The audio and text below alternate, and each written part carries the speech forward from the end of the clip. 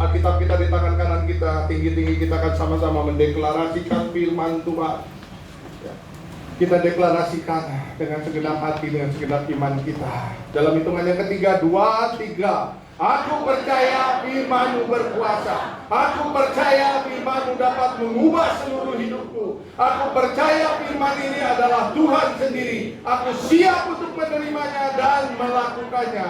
Dalam nama Yesus. Haleluya, sama-sama katakan amin. Silakan duduk Bapak Ibu Saudara. Shalom.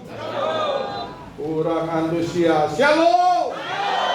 Luar biasa ya. Saya minta waktu 2 menit ya untuk kita menyaksikan video kemarin. Kita sudah baksos di tanggal 25 ya. Kita saksikan pelayanan kita kolaborasi dengan pusat dan juga Grand Krakatau, dan ini juga kita sedang menggenapi visi gereja kita, yaitu kita bisa memberkati kota ya.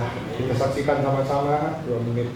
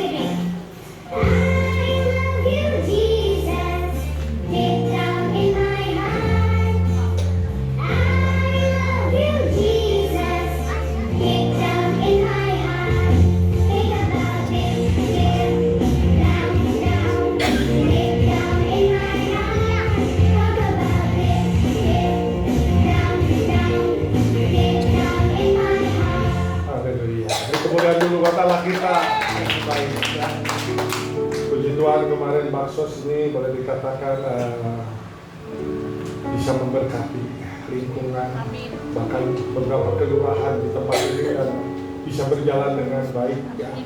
Saya terima kasih banyak untuk semua yang sudah terlibat di dalam bakti sosial ini, dan juga pusat luar biasa sampai anak-anak sekolah minggu pun terlayani dengan baik ya. Kemarin kita mengadakan pengobatan, juga pemberian kacamata baca, pemberian sembako, juga ada basar ya, penjualan baju-baju yang layak pakai ya. Kemarin sampai luar biasa 51 karung habis saking antusiasnya ya yang hadir ya.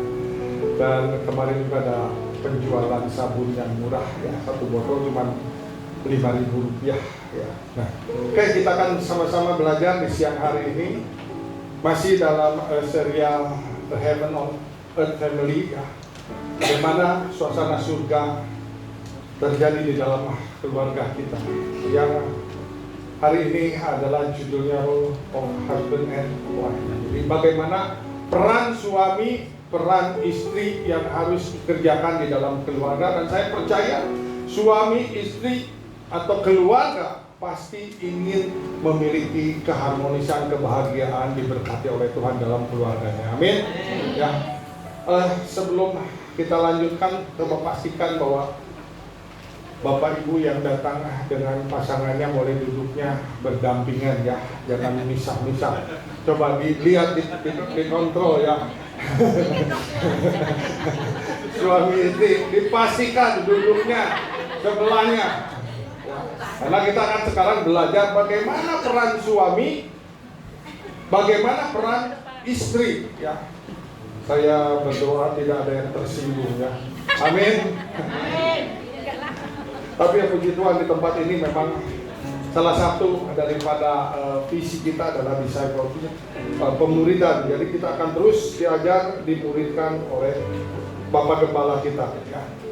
Saya akan mereview apa yang sudah diajarkan di awal bulan kemarin, yaitu bagaimana caranya mengalami surga di dalam keluarga, yaitu menempatkan Tuhan sebagai Tuhan atas rumah tangga. Yang kedua, Kak Emil sudah menyampaikan di minggu ketiga bagaimana cara mengalami surga di keluarga, mengerti rancangan Tuhan bagi pernikahan.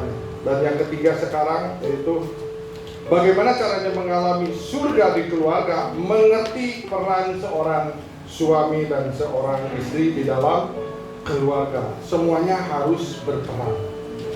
Baik istri maupun suami harus berperan. Ya, katakan berperan. Ya, kalau nggak berperan akan terjadi satu kebingungan. Ya.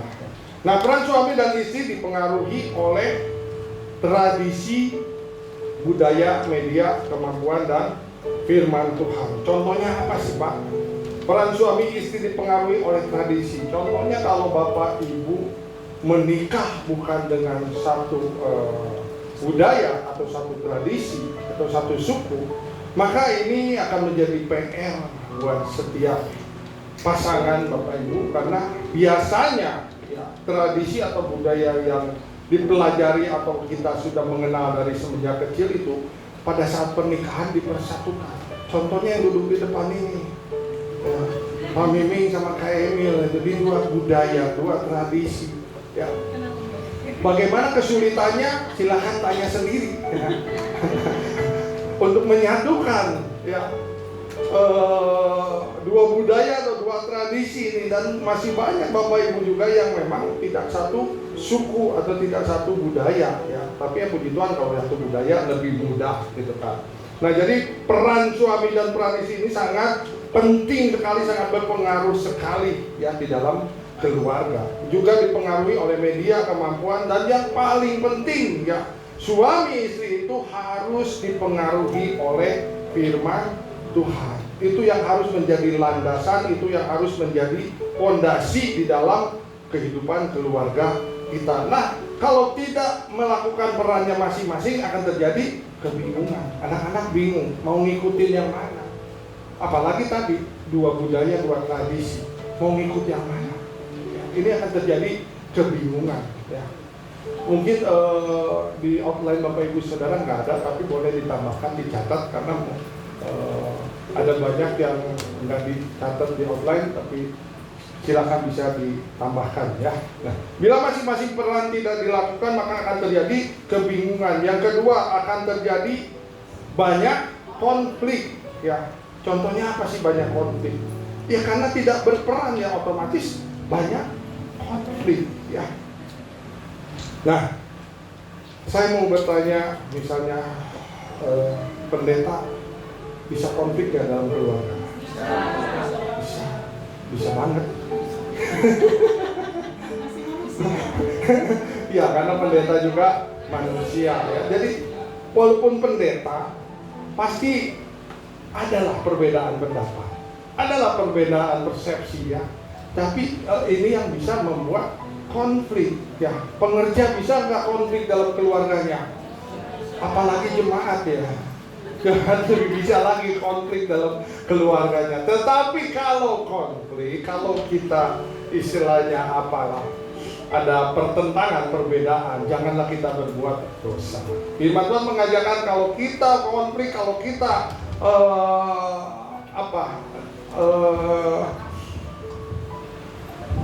beradu argumen dengan pasangan kita ya kita harus segera diselesaikan. Jangan sampai matahari terbenam ya. Karena kalau sampai matahari terbenam artinya kita sudah berbuat dosa. Ya, saya ingin memberikan contoh ya konflik-konflik dalam keluarga. Kami boleh sekali lagi bantu. Saya minta 2 anak muda ada ya. Jangan terlalu kecil ya. Kalau terlalu kecil itu jadi cucu saya nantinya. Ini nih yang dua-dua. Boleh. Bantu. Kakak-kakak ini ada. Duduk. Berdiri sebelah sana ya. Ini masih cocok jadi anak saya ya. Memang anak-anak saya. Kalau saya ngambil itu cucu saya. Nah, ini anggap ini anak-anak saya ya. Mau 2, mau 5 ya nggak apa-apa gitu kan. Kalau 5 lebih panjang lagi ke sana gitu kan. Nah, kepala daripada anak adalah istri ya atau ibu ya. Dan kepala dari istri adalah suami. Kepala dari suami adalah Tuhan Yesus ya. Nah, jadi anak-anak kepalanya adalah istri. Istri kepalanya adalah suami. Suami adalah kepalanya Tuhan Yesus. Seandainya saya walaupun pendeta konflik dengan istri saya ya. Karena saya badannya lebih gede, lebih besar ya. Jadi saya bisa mengintimidasi istri saya. Sehingga di dalam konflik ini istri saya kalah. Ya bukan artinya berantem secara fisik. Kalau secara fisik mah udah pastilah saya menang gitu kan. Ya kan? Bisa dicengkiwing ya. Tapi ya puji Tuhan karena sudah mengenal firman Tuhan. Selama pernikahan kita 30 tahun belum pernah saya mencengkiwing istri saya. Ya. Nah, karena saya menang konflik, lalu istri saya datang kepada anak-anak. Dia melakukan suatu persekutuan gitu. Supaya istri saya itu dibela sama anak-anak. Nah, kalau anaknya 2 berarti 3 orang nyerang saya. Kalau anaknya 5 berarti 6 orang nyerang saya. Nah, ini makanya di sini harus ada border atau harus ada pembatas ya. Pada saat kita suami istri berantem atau konflik, janganlah kita melibatkan anak-anak. Yang setuju katakan amin. Karena kalau anak-anak terlibat nanti dampaknya akan lebih parah lagi gitu kan. Ya. Jadi kalau kita konflik, ya sebaiknya kita jangan anak-anak sampai tahu. Kalau kita beda pendapat, yuk kita selesaikan. Misalnya kita masuk ke dalam kamar, kita berbicara 4 mata supaya jangan sampai anak-anak itu mendukung. Atau misalnya sebaliknya, karena wanita ini harus memenuhi kuota bicaranya sehari 15.000 kata. Saya walaupun besar kalah ngomongnya sama istri saya. Akhirnya saya yang kalah. Lalu saya datang sama anak-anak saya.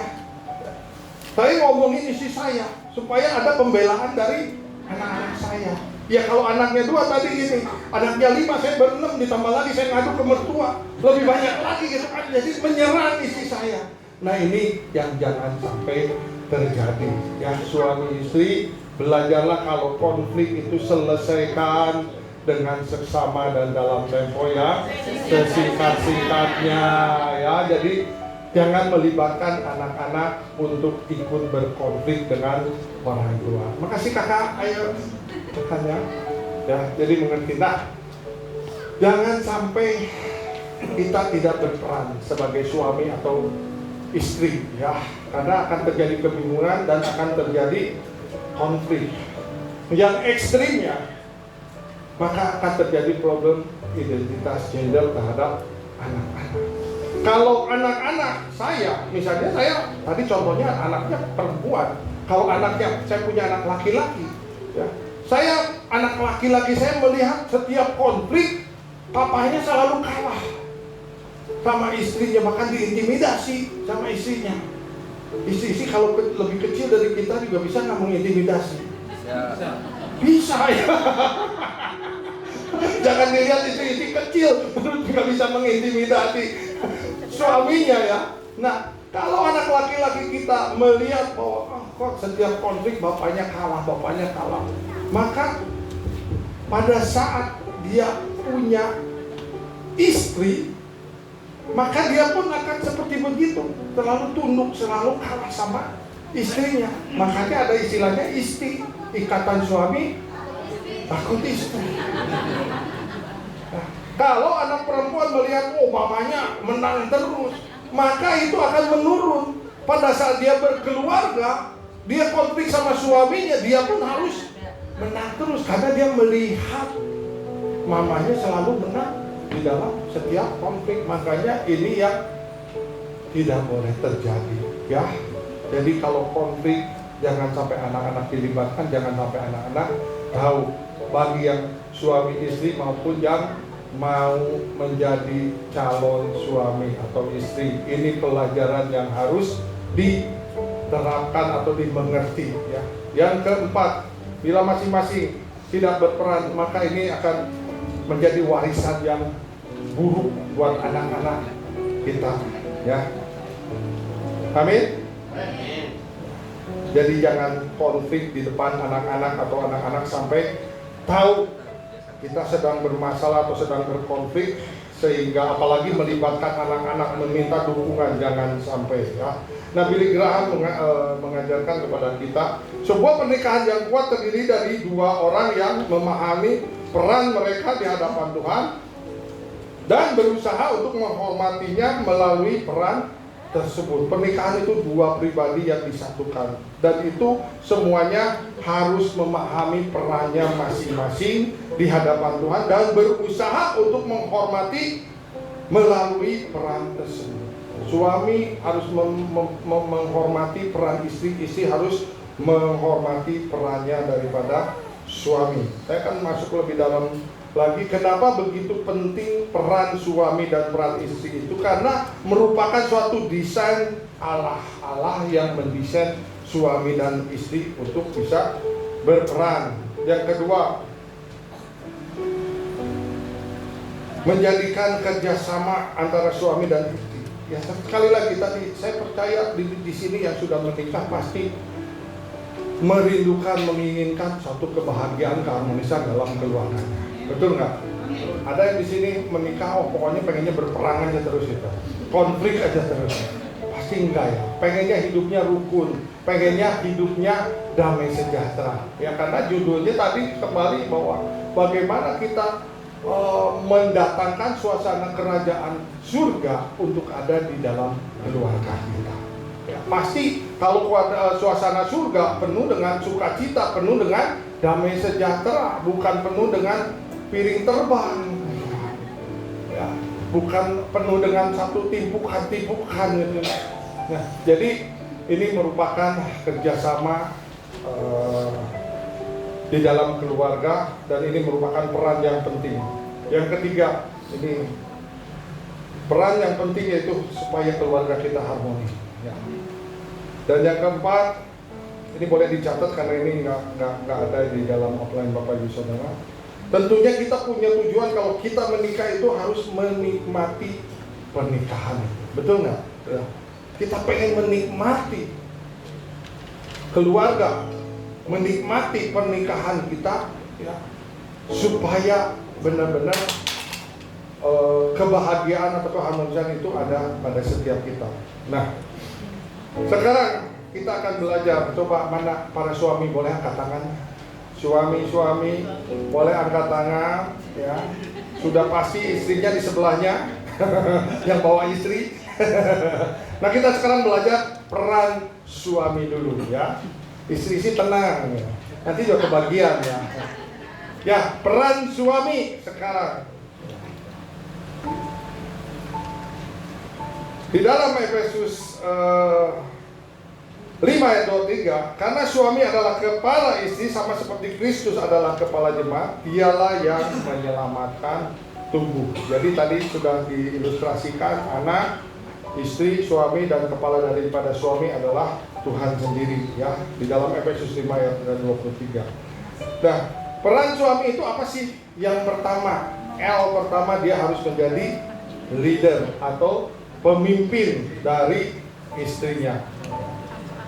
Markus 10 ayat 42 dan 43, tetapi Yesus memanggil mereka lalu berkata, kamu tahu bahwa mereka yang disebut pemerintah bangsa-bangsa memerintah rakyat dengan tangan besi dan pembesar-pembesarnya menjalankan kuasanya dengan keras atas mereka. Tidakkah demikian di antara kamu? Barang siapa ingin menjadi besar di antara kamu, hendaklah ia menjadi pelayan. Jadi walaupun kita suami menjadi leader, menjadi pemimpin, tetapi kita harus menjadi pemimpin yang memiliki hati hamba. Kita yang sebagai pemimpin, sebagai suami itu juga, kita harus bisa melayani istri dan anak-anak kita.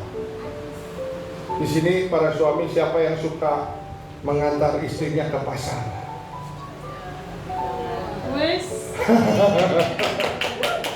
Ini salah satu bentuk pelayanan kita. Walaupun mungkin kita nggak suka gitu ya ke pasar, ngapain gitu, ya kenceng amat. Tetapi ini adalah peran suami. Kita harus menjadi hamba buat istri dan anak-anak, melayani. Ya, walaupun ya kita harus nenteng barang-barang belanjaan gitu kan di pasar, kerjakanlah, karena ini salah satu tugas atau peran daripada suami yang memiliki hati hamba, ya.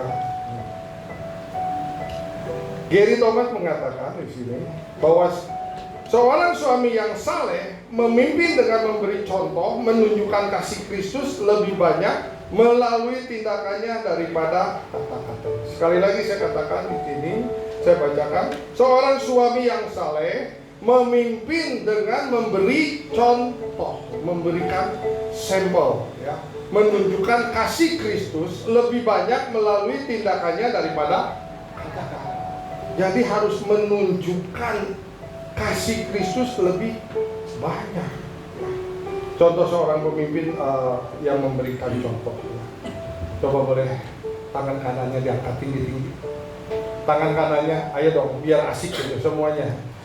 Angkat tangan kanan tinggi-tinggi, goyang-goyangkan ke kanan, ke kiri, ke kanan, ke kiri. Katakan haleluya. Sekarang pegang dagunya.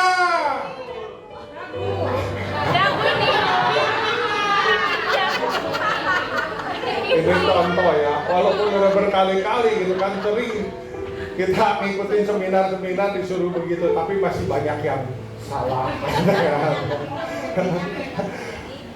Inilah ciri jemaat PPC Cilegon. Walaupun yang mimpinnya salah, ngikut aja itu. Artinya taat juga. Nah, seorang suami atau seorang pemimpin harus memberikan contoh, ya, kasih Kristus yang nyata di dalam keluarga. Tadi kepala dari anak-anak adalah istri. Kepala dari istri adalah suami. Kepala daripada suami adalah Tuhan Yesus. Yang paling dekat dengan Tuhan siapa? Suami. Yang jawab perempuan. Yang paling dekat dengan Tuhan siapa? Suami. Harusnya yang lebih dewasa kerohaniannya siapa? Suami. Karena suami lebih dekat dengan Tuhan. Pertanyaan selanjutnya yang harus banyak berdoa siapa?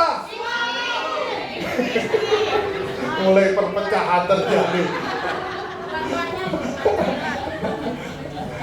Karena kepala dari suami adalah Tuhan. Otomatis tadi kita diajarkan oleh Gary Thomas harus memberikan contoh. Harus memberikan contoh yang konkret, yang nyata kepada istri dan anak.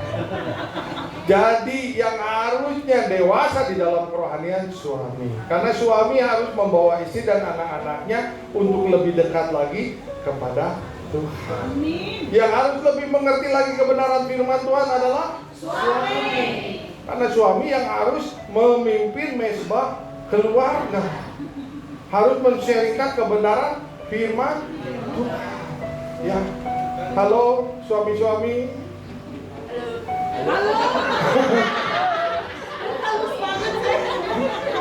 Ini yang ngajarin Pak Wiryo.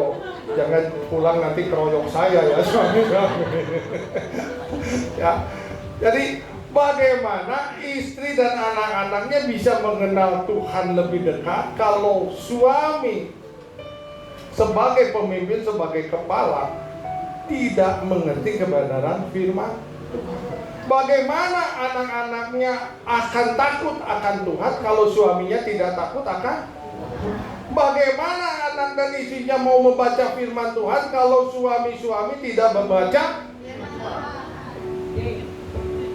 Tambah diem suami-suami. Kali lagi ya, suami yang paling dekat dengan Tuhan. Suami yang harusnya mendapatkan arahan tuntunan langsung dari Tuhan, dan itu yang harus dibagikan kepada istri dan anak-anak ya. Oke, kita lebih lanjut lagi. Tenang Pak suami, nanti kita juga bisa balas dendam. Masih ada perang istri. Jadi tugas yang penting dari seorang pemimpin harus mau mengambil keputusan. Jangan menjadi pemimpin yang tidak hadir, bahkan pasif. Itu berarti kita sedang berbuat dosa. Suami itu harus mengambil keputusan. Jangan menjadi suami yang pasif, apalagi tidak hadir di dalam masalah istri atau anak-anak. Contohnya misalnya ada masalah dengan anak-anak di sekolahan, lalu pihak sekolahan memanggil orang tuanya. Suaminya bilang, saya harus kerja, saya apa? Istri aja yang datang. Ini tidak boleh ya. Yang harus hadir adalah suami. Karena apa? Kalau nanti ada suatu keputusan yang harus diambil, istri nanti bingung. Keputusan ini harus diambil oleh suami, tapi karena suaminya tidak hadir, bahkan pasif, maka keputusan itu menjadi keputusan dari istri. Ini yang menyalahi pengajaran peran suami saat ini. Amin. Ya. Bahkan kalau ada yang bekerja di perusahaan Jepang, kalau ada orang-orang Jepang, para pemimpin di Jepang itu kalau ada masalah, dia orang nomor satu yang hadir di dalam masalah itu. Dia yang harus melihat dulu kejadiannya seperti apa. Bukan dia nyuruh anak-anak buahnya untuk hadir. Dia yang harus hadir melihat apa kejadiannya, apa keputusan yang harus diambil. Itu orang-orang Jepang, para pemimpin. Dan memang kita juga sebagai suami ya harus mengambil keputusan, dan jangan sampai kita tidak hadir, apalagi jangan sampai kita pasif ya. Ada masalah, udah masa bodoh aja, biarkan istri kita aja yang menghandle-nya. Bahkan kalau bisa udah anak-anak aja yang menyelesaikannya. Itu tidak baik dan itu tidak benar ya. Diamoni mengatakan, jika seorang pria tidak memimpin keluarganya kepada Kristus, maka dia telah melewatkan panggilan tertinggi sebagai suami. Jika seorang suami tidak memimpin keluarganya kepada Kristus, maka dia telah melewatkan panggilan tertinggi. Jadi kalau para suami tidak membawa istri dan anak-anaknya kepada Kristus, ini artinya suami melewatkan panggilan tertinggi. Dan saya percaya di tempat ini suami tidak mau melewatkan panggilan tertinggi. Semua pengen membawa anak dan istrinya untuk lebih lagi dekat kepada Tuhan, mengerti kebenaran firman Tuhan. Oleh karena itu, terlebih dahulu suami yang harus bertumbuh, suami yang harus lebih lagi dewasa di dalam kerohaniannya. Sebagai pemimpin, sebagai leader, jangan jadi pemimpin yang diktator atau menggunakan kekerasan dalam memimpin keluarga. Tadi dikatakan kita harus membawa istri dan anak-anak kita mengenal firman Tuhan, dan firman Tuhan tidak mengejarkan kekerasan, tidak mengajarkan kepada setiap kita untuk bertindak seenak-enaknya. Jangan ada KDRT di dalam keluarga. Ini tidak diperkenankan, karena kita mau menjadi suami-suami yang saleh. Kita mau menjadi pria-pria yang saleh, yang takut akan Tuhan. Yang setuju katakan amin. Amin. Ya. Jadi kalau ada perbedaan pendapat, maka suami harus mengambil keputusan sesuai firman Tuhan. Makanya suami harus mengerti firman Tuhan, isi firman Tuhan. Suami harus baca firman Tuhan, supaya di dalam setiap persoalan, masalah, konflik dengan keluarga, selalu mengambil keputusan sesuai dengan firman Tuhan. Ya. Yang kedua, peran suami. Yang pertama tadi sebagai leader, sebagai pemimpin. Yang kedua, dia sebagai pribadi yang mengasihi atau lover. Ya. Efesus 5 ayat 25 dikatakan, hai suami, kasihilah istrimu sebagaimana Kristus telah mengasihi jemaat dan telah menyerahkan dirinya baginya. Jadi kasihi pasangan kita seperti kita meneladani Tuhan Yesus Kristus. Tuhan Yesus mengasihi jemaatnya tanpa pamrih, mengasihi jemaatnya, mengasihi setiap kita, bahkan rela menyerahkan dirinya bagi setiap saudara dan saya. Amin. Nah, ini peran suami yang kedua, harus mengasihi istrinya, mengasihi keluarganya. Wayne Grudem mengatakan bahwa peran suami yang saleh adalah menjadi saluran utama kasih Tuhan bagi istrinya. Karena tadi suami yang paling dekat dengan Tuhan, maka suami yang harus menjadi saluran kasih Kristus buat istri dan anak-anaknya. Ya. Ini yang quote yang dikatakan oleh Grudem. Dan kasih yang diberikan oleh Tuhan Yesus adalah kasih agape, kasih yang tanpa syarat, tanpa pamrih, tanpa tuntutan apapun juga. Kasih yang tulus, yang itu harus dikerjakan oleh para suami, ya, terhadap seorang yang tidak sempurna. Kita tahu bahwa pasangan kita, baik suami maupun istri, itu tidak ada yang sempurna. Betul apa betul? Betul. Justru kita menikah dua pribadi yang unik, ya, yang tidak sempurna satu dengan yang lain, supaya kita saling melengkapi, ya. Bukan saling menghujat, bukan saling mempermalukan, bukan saling merendahkan, tetapi saling melengkapi, supaya di dalam keluarga kita ini penuh keharmonisan. Harmonis itu kalau pemain-pemain musik itu satu dengan yang lain, satu dengan yang lain saling melengkapi, ya. Keyboard, gitar, bass, drum itu saling melengkapi, maka terjadi satu keharmonisan di dalam musik, ya. Dan kita mendengarkannya juga enak. Makanya kita tahu bahwa pasangan kita itu tidak sempurna. Kekurangan suami kita lengkapi, kekurangan istri kita lengkapi, ya. Dan kita harus melakukannya dengan penuh kasih yang agape, yang tulus, ya, yang tanpa syarat, ya. Begitu juga Tuhan tahu bahwa kita ini tidak ada yang sempurna, tetapi Tuhan mau memberikan kasih-Nya yang tanpa syarat itu, bahkan rela berkorban, menyerahkan nyawanya buat saudara dan saya. Siapa kita ini? Kita yang banyak kekurangan kita, yang banyak kelemahan kita yang tidak sempurna, tapi Tuhan perhatikan begitu dengan kasih-Nya yang begitu besar bagi setiap kita. Amin. Ya. Ada dua tugas para suami, ya. Yang pertama, suami harus mengasuh, ya. Dan yang kedua, suami harus merawat. Apa yang dimaksud dengan mengasuh? Yaitu memberikan yang diperlukan untuk pertumbuhan kerohanian dari pasangannya, dari istrinya, ya.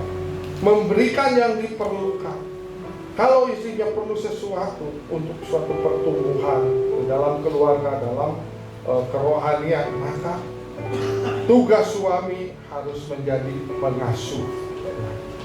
Yang kedua, harus menjadi merawat. Merawat itu artinya menghargai dan memperlakukan dengan kelembutan. Salah.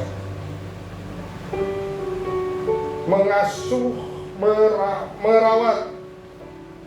Belum kepijit. Merawat itu harus menghargai dan memperlakukan dengan kelembutan.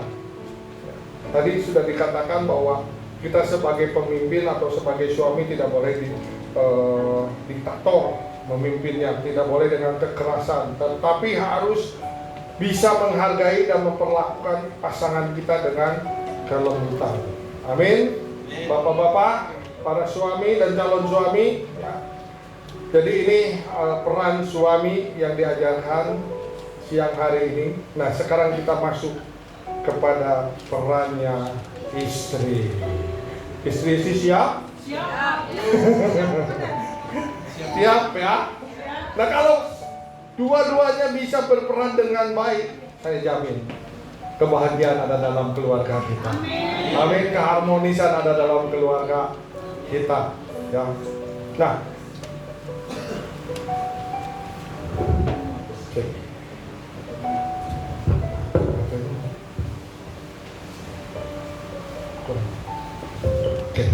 nah, peran istri itu disingkat jadi hers ya, atau kata ganti ketiga dari perempuan atau istri ya. HERS. Ini semuanya singkatan. Apa sih singkatan dari H? Yang pertama yaitu helmet ya. Oke, terima kasih Pak. Jadi peran istri yang pertama harus memberikan atau menjadi penolong yang sepadan ya. Penolong yang sepadan itu artinya benar-benar istri itu harus menguatkan suaminya. Tahu bahwa suaminya sedang kelemahan atau sedang ada dalam pergumulan. Peran istri harus menjadi penolong. Dan memang istri itu diciptakan dari tulang rusuk pria ya, atau Adam ya. Kenapa diciptakan dari tulang rusuk, tidak diciptakan dari tulang kepala ya? Karena kalau diciptakan dari tulang kepala merasa istri itu jadi pemimpin, sementara istri itu harusnya menjadi penolong. Dan tidak diciptakan juga dari tulang kaki supaya tidak diinjak-injak. Jadi penyeimbang, sebagai penolong yang penyeimbang ya. Pertanyaannya, ada nggak istri-istri yang pengen jadi pemimpin di keluarga? Mengheningkan cinta yang menjawab pada suami, ada.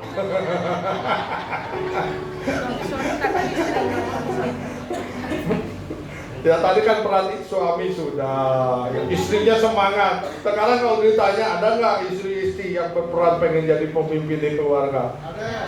Yang jawab suami. Istrinya mengheningkan cinta. Padahal di sini yang pertama ya, peran daripada istri adalah harus menjadi penolong yang sepadan. Di sini ada tulisan Ezer. Ezer itu bukan berarti bahwa istri itu warga kelas 2 ya. Makanya tadi di peran suami, istri itu harus dihormati, dihargai, harus dikasihi dengan kelembutan ya. Bukan warga kelas 2, tapi sebagai penolong yang sepadan. Kalau ini berfungsi, maka suami-suami akan menjadi perkasa. Suami semakin akan menjadi kuat ya. Karena ditolong oleh atau ditopang oleh para istri ya. Ini Gordon kembali mengatakan menjadi penolong tidak berarti menjadi bawahan, tetapi menjadi mitra dalam misi Tuhan bagi keluarga. Jadi si istri itu menjadi mitra, menjadi penyeimbang, menjadi penolong bagi keluarganya, bagi suaminya terutama. Nah tadi ini yang pertama H, yaitu helmet ya.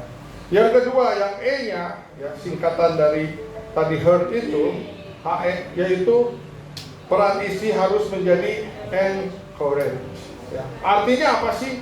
Peran istri sebagai encourage yaitu untuk memberikan semangat kepada suaminya, memberikan motivasi, memberikan dorongan, memberikan support supaya suaminya bisa mencapai tujuan di dalam apa yang sedang dikerjakannya. Makanya ada istilah keberhasilan atau kesuksesan seorang pria, di baliknya atau di belakangnya ada seorang wanita yang kuat yang bisa menolong, mensupport pria tersebut. Ya, ini tugas para istri, harus menjadi penyemangat, memberi motivasi, ya, memberi dorongan kepada suaminya supaya suaminya bisa berperan dengan maksimal atau bisa mendapatkan kesuksesan yang maksimal. Nah, kalau ini dilakukan oleh para istri, maka hati suami akan lebih percaya lagi kepada istrinya. Ya.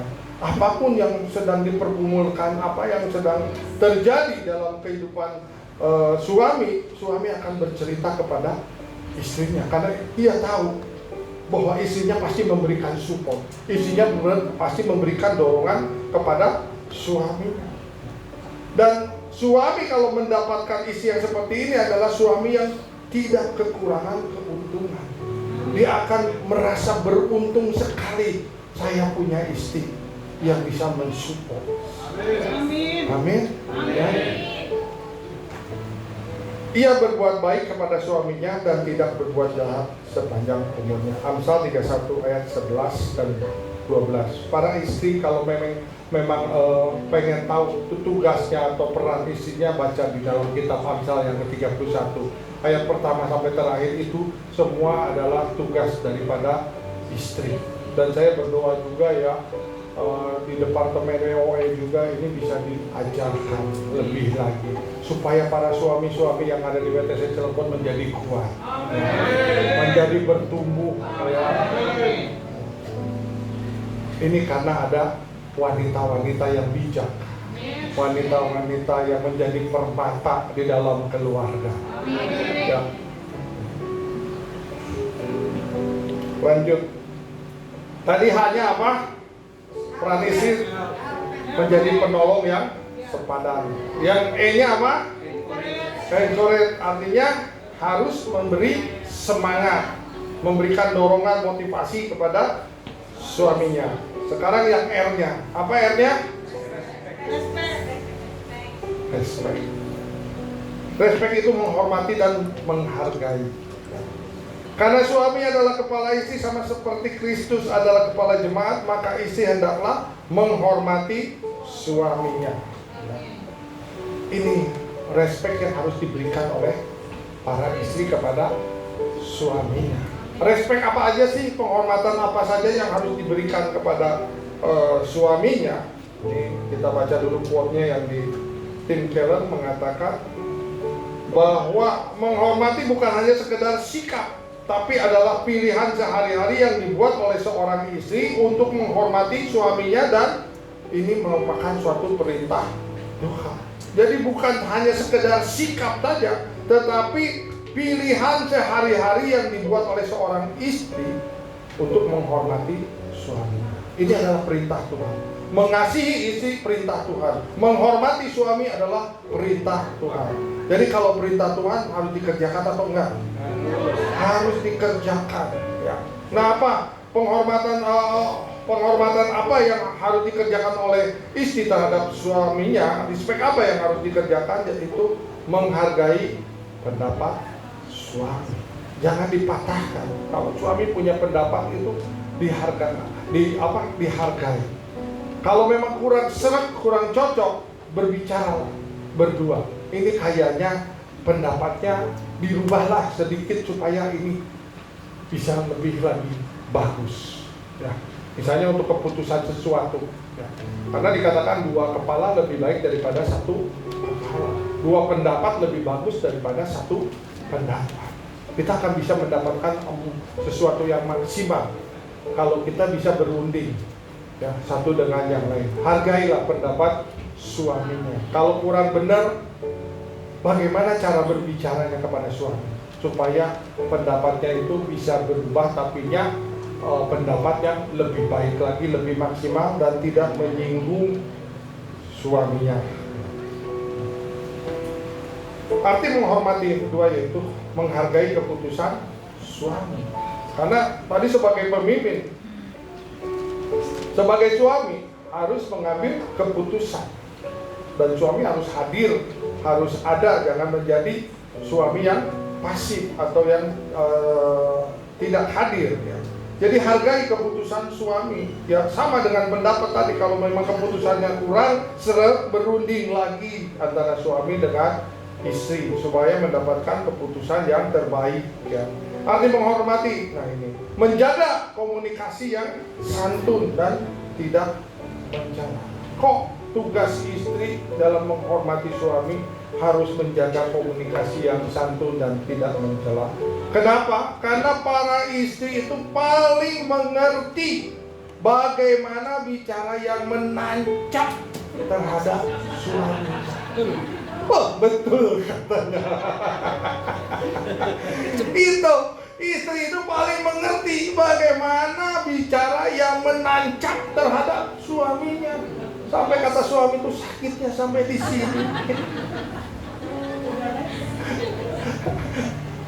Yang tersinggung katakan amin. Untung nggak ada yang amin. Ya. Jadi arti daripada menghormati, menjaga komunikasi yang santun, ya.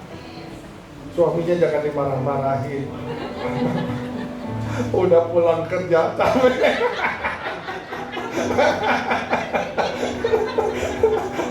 Nggak tahu Pak Miming. Ya. Saya berdoa semua keluarga di tempat ini mengalami satu terobosan perubahan dalam keluarga. Suami semakin mengasihi istrinya semakin respect kepada suaminya, ya, sehingga terjadilah keluarga yang harmonis, keluarga yang takut akan Tuhan. Amin, ya. Jadi dijaga, ya. Walaupun perkataan istri itu suka tajam gitu kan, tolong dijaga, ya. Jangan sampai menancap di hati suaminya, ya.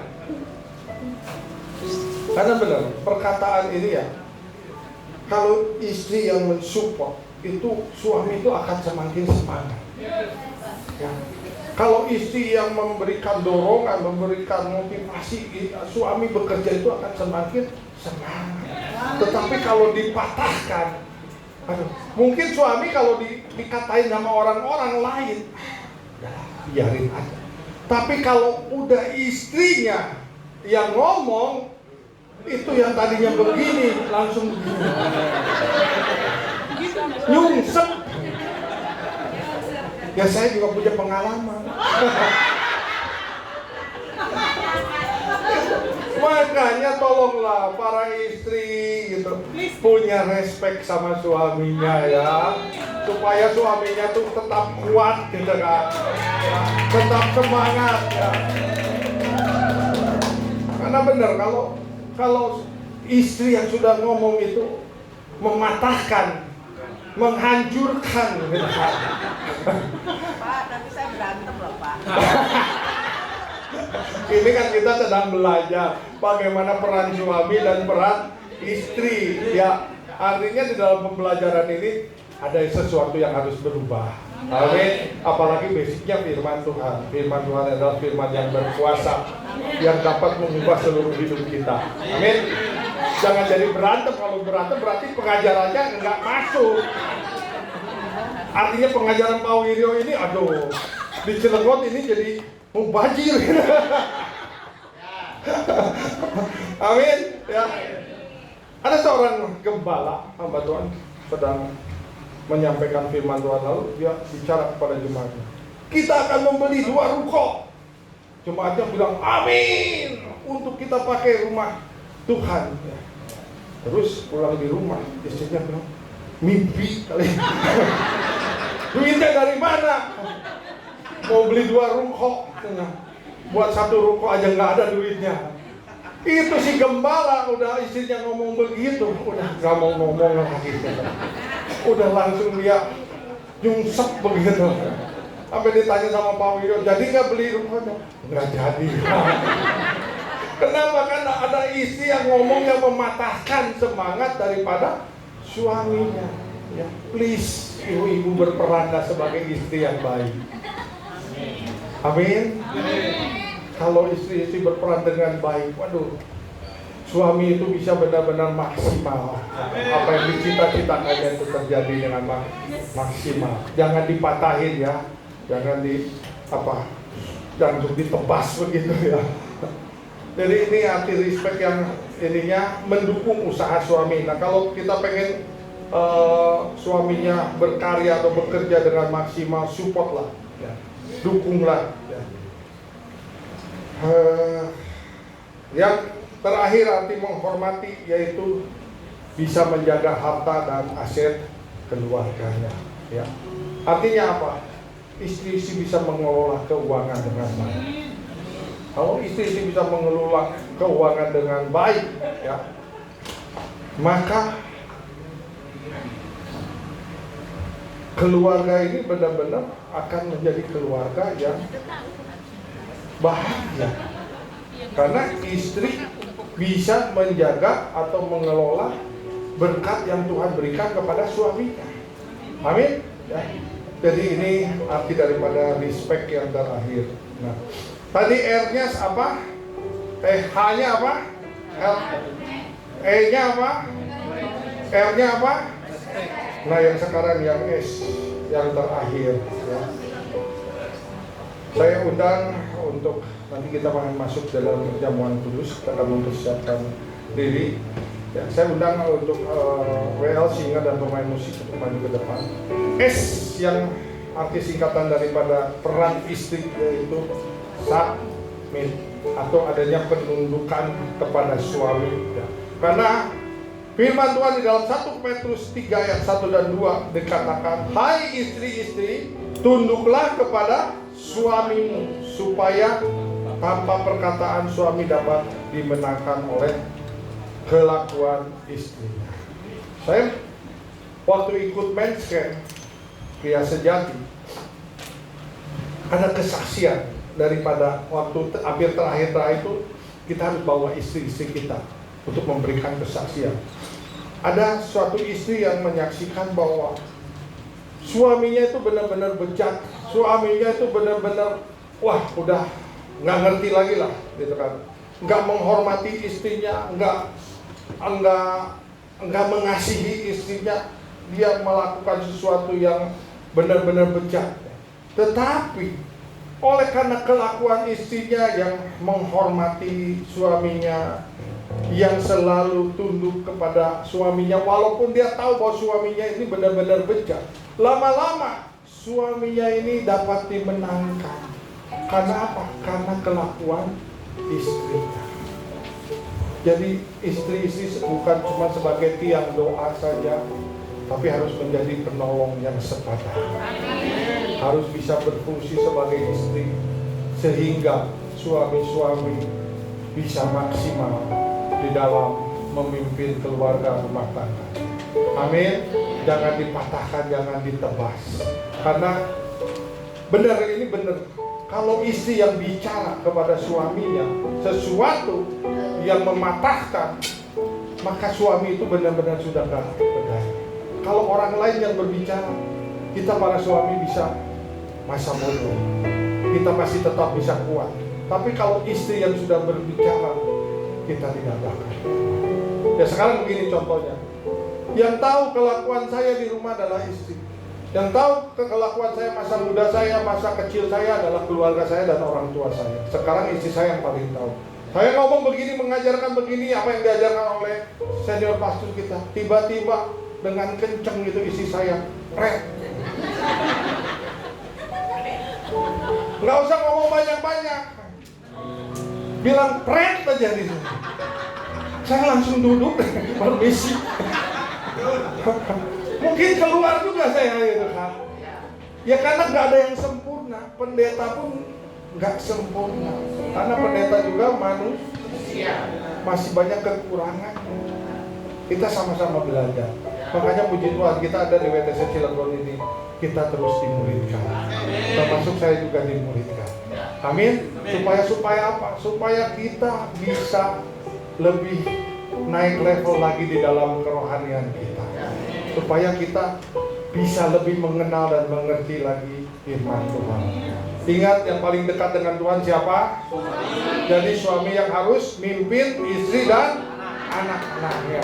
Jangan menjadi suami yang tidak memuridkan istri dan anak-anaknya. Suami yang setuju katakan amin. Ya, berjanji berperan sebagai suami dan berperan sebagai istri. Dan saya berdoa semua keluarga pasti diberkati oleh Tuhan. Amin. Ya.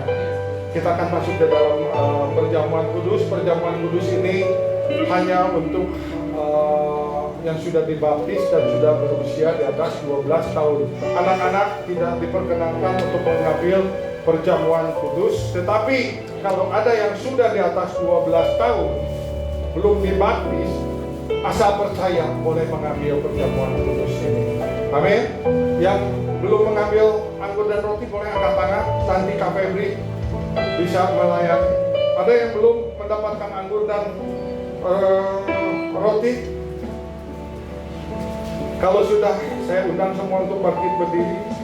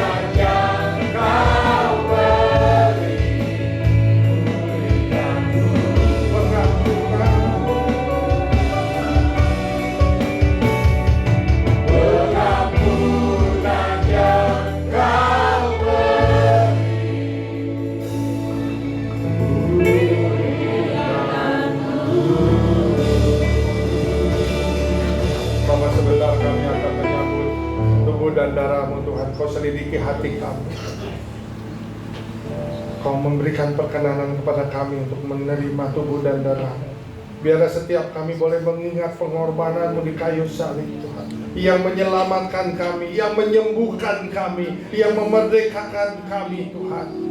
Kami terima semuanya Tuhan di dalam nama Tuhan Yesus Kristus. Terus selidiki hati kami Tuhan. Ampuni segala dosa dan kesalahan kami, baik dosa perkataan, perbuatan maupun dosa pikiran kami. Biar kami boleh mendapat perkenanan untuk menyambut perjamuan kudus. Mari angkat roti di tangan kanan kita tinggi-tinggi.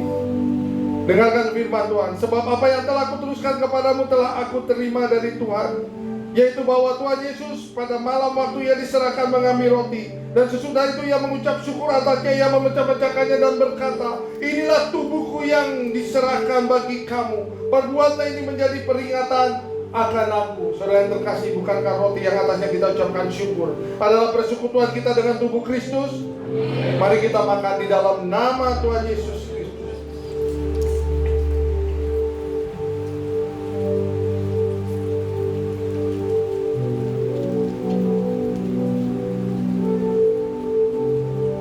Kita angkat cawan Tuhan, di tangan kanan kita tinggi-tinggi, kembali dengarkan firman Tuhan. Demikian juga ia mengambil cawan sesudah makan lalu berkata, cawan ini adalah perjanjian baru yang dimeteraikan oleh darahku. Perbuatlah ini setiap kali kamu meminumnya menjadi peringatan akan aku. Saudara terkasih, bukankah cawan yang atasnya kita ucapkan syukur adalah persekutuan kita dengan darah Kristus? Mari kita minum di dalam nama Tuhan Yesus Kristus. Angkat kedua tangan kita, katakan terima kasih, terima kasih, terima kasih, terima kasih, terima kasih Bapa, Engkau cukup baik.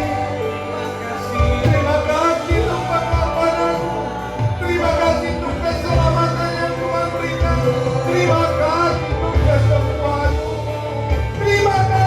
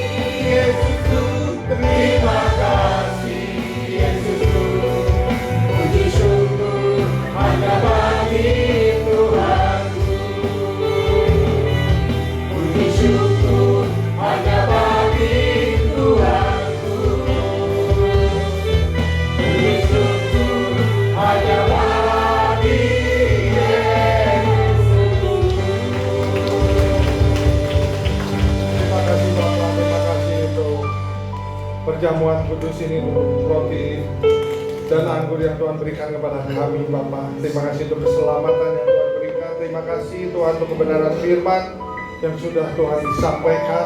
Hamba-Mu sudah selesai menyampaikan isi hati-Mu, dan biarlah Allah Roh Kudus terus bekerja berkarya atas setiap umat-Mu, jemaat-Mu di tempat ini Tuhan, sampai mereka semua mengalami kebenaran firman-Mu, mereka menjadi pelaku-pelaku firman-Mu, dan mereka Tuhan mengalami perubahan di dalam keluarga, dalam rumah tangganya. Biarlah setiap kami boleh mengerti Tuhan peran kami masing-masing, sehingga kebahagiaan, keharmonisan terus ada pada setiap kami. Suasana surga turun dalam keluarga, rumah tangga kami Bapa. Bahkan fasilitas surga Tuhan nyatakan kepada setiap kami. Ada damai sejahtera, ada sukacita, ada kerukunan, keharmonisan dalam keluarga, di dalam nama Tuhan Yesus Kristus. Terpujilah ya Allah kami yang hidup, di dalam dan demi nama Tuhan Yesus kita yang sudah diberkati oleh Tuhan. Haleluya, sama-sama katakan amin. Silakan duduk, kita akan mendoakan yang berulang tahun di bulan Oktober. Boleh yang ulang tahun di bulan Oktober maju ke depan, yang ulang tahun pernikahan juga boleh. Silakan, ayo yang berulang tahun di bulan Oktober.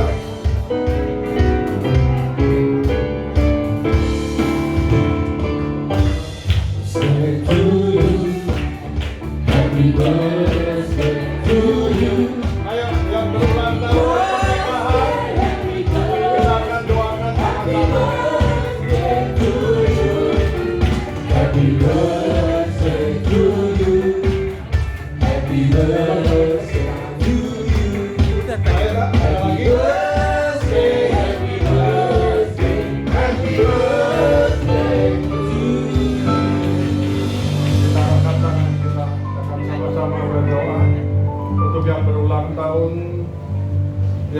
berulang tahun pernikahan juga ya.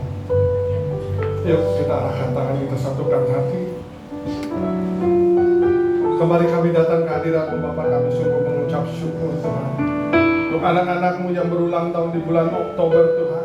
Terima kasih untuk 1 tahun yang Tuhan berikan kepada mereka. Kami percaya Tuhan, pemeliharaan, perlindungan, dan penyertaan Tuhan terus melingkupi kehidupan mereka, baik pribadi maupun keluarga mereka. Bapa, urapi setiap mereka yang berulang tahun Bapa. Kami deklarasikan firman-Mu Tuhan, di tangan kanannya ada umur yang panjang. Amin. Di tangan kirinya ada kekayaan dan kehormatan. Terus tergenapi terjadi atas anak-anak-Mu Bapa. Terima kasih, begitu juga dalam keluarga rumah tangga mereka. Terus Tuhan berkati kehidupan rumah tangga mereka. Semakin hari semakin harmonis, semakin bahagia, semakin mengenal kebenaran firman-Mu. Dan mereka semakin takut akan Engkau Bapa. Terima kasih Tuhan Yesus Kristus untuk anak-anak-Mu Tuhan yang berulang tahun. Tuhan lawat, Tuhan Jama, Kak Emil Tuhan. Engkau pakai Tuhan di dalam keluarga rumah tangganya. Pak Miming juga Tuhan. Engkau pakai Tuhan, bahkan bisnis dan pekerjaannya Tuhan berkati Tuhan. Pelayanannya Tuhan berkati Bapa. Rumah tangganya Tuhan berkati mereka semua Bapa. Terima kasih Tuhan Yesus Kristus. Terima kasih ya Abba Bapa. Terima kasih untuk semua Tuhan yang berulang tahun Tuhan di bulan Oktober ini. Tuhan urapi, Tuhan berkati mereka semua Tuhan. Tuhan lawat mereka semua, Tuhan jamah mereka semua. Terima kasih ya Abba Bapa. Hamba-Hamba-Mu ini Tuhan, kami percayakan semua ke dalam tangan. Kami serahkan mereka ke dalam tangan-Mu Tuhan. Biar Allah Roh Kudus yang terus berkarya sebebas-bebasnya atas anak-anak-Mu Tuhan. Semuanya dipelihara oleh Tuhan, semuanya diberkati oleh Tuhan. Terima kasih Bapa. Terpuji-pujilah ya Allah kami. Di dalam dan demi nama Tuhan Yesus Kristus, kami sudah berdoa dan mengucap syukur. Haleluya. Amin. Selamat ulang tahun. Selamat ulang tahun pernikahan. Selamat ulang tahun. Selamat ulang tahun. Selamat ulang tahun. Selamat ulang tahun. Ya, kita akan mengakhiri ibadah ini. Saya kembali mengundang bangkit berdiri, akan sama-sama berdoa.